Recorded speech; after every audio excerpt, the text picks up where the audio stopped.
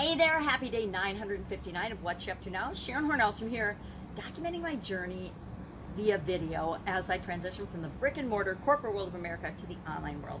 I spent over a quarter century in corporate America working for really some amazing companies, both family-owned. I worked for a really amazing family-owned, big, not a little company, but a big family-owned company.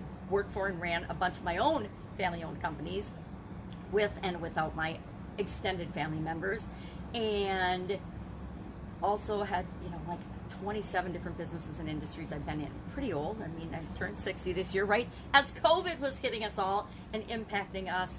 But a couple of years ago, I had the opportunity to get divorced, and as part of my divorce, it meant separating from all the things that I'd done with my ex-husband. We were involved in a lot of different businesses and things together, so it meant untangling that web and that mess as part of our divorce. And finally, that's all been done. But I found myself with the opportunity to do something very different, something different with my life. What did I want to do? For the first time ever, I got to ask myself, what do I want to do? What do I want to explore? What's interesting to me? And I realized I'd always been interested in the internet, but I'd never really had time to do anything with it or explore it or understand or learn or try different things on it. So decided a couple of years ago that I would start tipping my toe in the river or the ocean, the deluge that is the internet, and have had a lot of fun, a lot of frustrating bad days, but a lot of fun days as well. Tried a lot and done a lot of different things. Some things that have worked, some things that were absolutely positive, big fat flatline deadpan zeros. There's nothing worse than launching a course that you've spent 4 to 6 months working on to have no interest, crickets, or doing something else, doing a webinar and having one person on or no people on, right? I did a webinar for some people, and we had crickets for a couple of months until we got the messaging right, until we tweaked and changed and worked on it, until we found the exact right target group of people to attract to that and serve by sharing that webinar. So lots of things, lots of lessons learned. I guess one of the biggest things I've learned is that no matter what and no matter how you think things are going to line out and fall on the internet, you're probably not right the first time. You're probably not guessing right. We do the best we can. We estimate to the best of our ability. We funnel hack and we do all these things and we throw out our best guess, but it's probably not perfect, right? I don't think I have ever launched maybe one funnel. A funnel is just a website or a sales process online, and I think I've only maybe ever launched one that really hit the ground running the first time. All the others, and there have been hundreds and hundreds of them that didn't hit the first time. We had to tweak the headline, we had to change the graphic, we had to change the messaging, we had to change whatever, the colors, the fonts, the graphics, everything and anything to test it, to figure out how to speak to the exact right people we were speaking to. So lots of lessons learned through that. Today, I guess it's because our idiom for today on Supersize Your Business was let the chips fall where they may. And sometimes we just need to take action in the direction of what we know is right and what we want to do, to find out how it's going to land, how it's going to work. Is it going to get responded to in the way that we want? Are people going to love it or hate it? Or is it just going to be nothing? No response at all, because it doesn't hit the target. It isn't speaking to the people we want to speak to. The only way we know that is by testing and trying and taking action and doing something. And then today I really want to talk about change and how change is absolutely positively inevitable. So what are you going to do about it?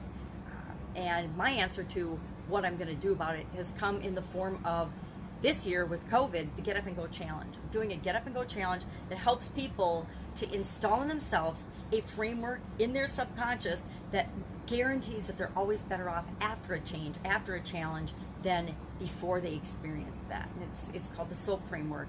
And I was thinking about that today as I'm talking about doing several days through the month of September, actually every day through the month of September, except for the first couple days of the month when I was finishing off the August challenge, the August 30-day Get Up and Go Challenge. I started saying, okay, well, I want to do it again, but I'm not going to do it till October 1st. So what am I going to do in the meantime? Decided to do just a daily lessons learned. I'm sharing some of the biggest lessons that I've learned in my 60 years here on the planet. And one of those is that change is inevitable. There's nothing that we can do to stop change, stop time, freeze things the way they are, even no matter how much we love the way things might be and in some area or aspect of our life. They're going to change, they're going to evolve. Either they're going to be accelerating and expanding and becoming more, or they're going to be deteriorating, dying, and becoming less, because that is the nature of our lives. That's the nature of our planet. That's the nature of everything, to be changing and transforming all of the time, including us, right? Our bodies are changing and transforming all of the time. Some of us can attest to how much our bodies can change and transform just in a couple of months with COVID-19. And it could be going in a downward spiral or an upward spiral. That's, kind of up to us, although a lot of times things happen and change happens by default to us because we're not paying attention. Sometimes we just need to pay more attention. So talking about change is inevitable, it's set up for success, and then what are you going to do about it?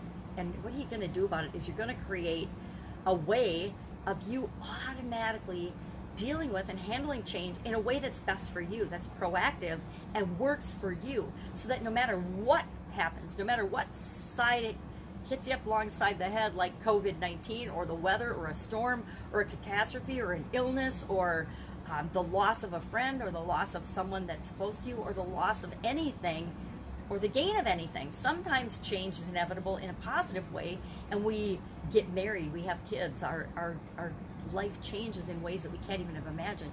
And if we allow it to, it can be better than we even imagined it could possibly be. The ramifications are not necessarily bad or negative. They can be what it is that we want to create, but we have to decide that. So day 250 of the fun challenge today was about finding something in today that makes it the best day of the year so far. So I already found my thing. I already knew what that was going to be. So look for something today that is amazing and awesome and fun and wonderful, that makes it better than any other day that you've had this year so far. It doesn't have to be overall, but just something that makes this an awesome day. And I say, let's share that with one another so we can all revel in one another's happiness and joy and fun and the things that make us all actually tick as human beings.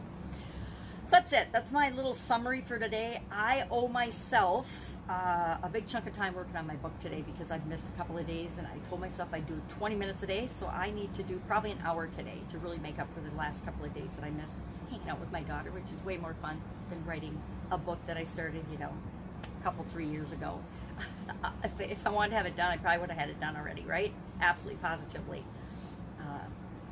So that's it. That's all I've got. If I can help you in any way, if you've got a question about anything that I might be able to help you with, I got lots of experiences that, I love to share my wisdom on, or my red-faced mistakes that I've made on. Just ask. If I don't know the answer, I'd be glad to hook you up with somebody that does, or help you find the answer to whatever problem you're having or whatever challenge you're having.